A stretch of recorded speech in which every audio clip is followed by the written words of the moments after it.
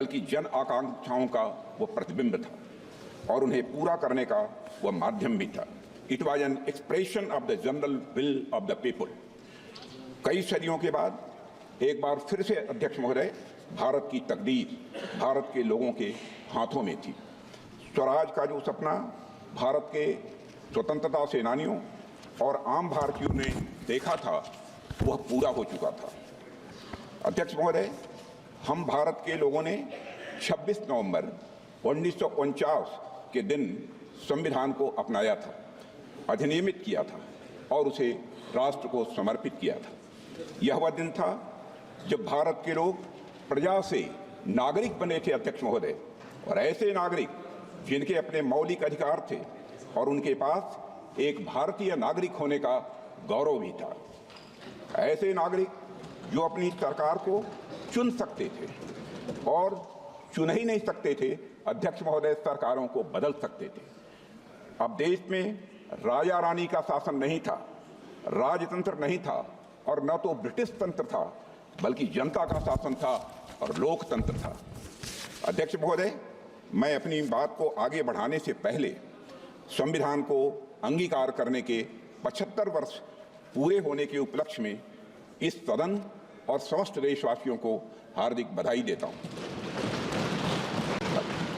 अध्यक्ष महोदय, साथ ही भारत की आज़ादी और भारत के संविधान के निर्माण से जुड़े सभी महानुभावों के प्रति कृतज्ञता भी व्यक्त करता हूं और उन सभी को शीश झुकाकर नमन करता हूं। अध्यक्ष महोदय, हमारा संविधान सार्वभौम है, हमारा संविधान सर्वसक्षम है। हमारे संविधान की सार्वभौमिकता और सर्वसक्षमता का अंदाजा इसी बात से लगाया जा सकता है कि जहां एक ओर हमारा संविधान स्टेट यानी राज्य की जिम्मेदारियों को विस्तृत रूप से सूचीबद्ध करता है, वहीं नागरिकों को उनके संवैधानिक और मौलिक अधिकार भी प्रदान करता है, बल्कि जन आकांक्षाओं का वो प्रतिबिंब था और उन्हें पूरा करने का वह माध्यम भी था। It was an expression of the general will of the people.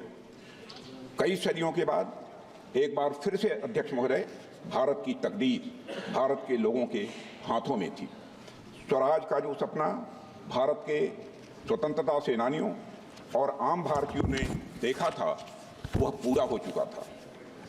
अध्यक्ष महोदय, हम भारत के लोगों ने 26 नवंबर 1949 के दिन संविधान को अपनाया था, अधिनियमित किया था और उसे राष्ट्र को समर्पित किया था। यह वह दिन था जब भारत के लोग प्रजा से नागरिक बने थे अध्यक्ष महोदय, और ऐसे नागरिक जिनके अपने मौलिक अधिकार थे और उनके पास एक भारतीय नागरिक होने का गौरव भी था। ऐसे नागरिक जो अपनी सरकार को चुन सकते थे और चुन ही नहीं सकते थे अध्यक्ष महोदय, सरकारों को बदल सकते थे। अब देश में राजा रानी का शासन नहीं था, राजतंत्र नहीं था और न तो ब्रिटिश तंत्र था, बल्कि जनता का शासन था और लोकतंत्र था। अध्यक्ष महोदय, मैं अपनी बात को आगे बढ़ाने से पहले संविधान को अंगीकार करने के 75 वर्ष पूरे होने के उपलक्ष्य में इस सदन और समस्त देशवासियों को हार्दिक बधाई देता हूं। अध्यक्ष महोदय, साथ ही भारत की आज़ादी और भारत के संविधान के निर्माण से जुड़े सभी महानुभावों के प्रति कृतज्ञता भी व्यक्त करता हूं और उन सभी को शीश झुकाकर नमन करता हूं। अध्यक्ष महोदय, हमारा संविधान सार्वभौम है, हमारा संविधान सर्वसक्षम है।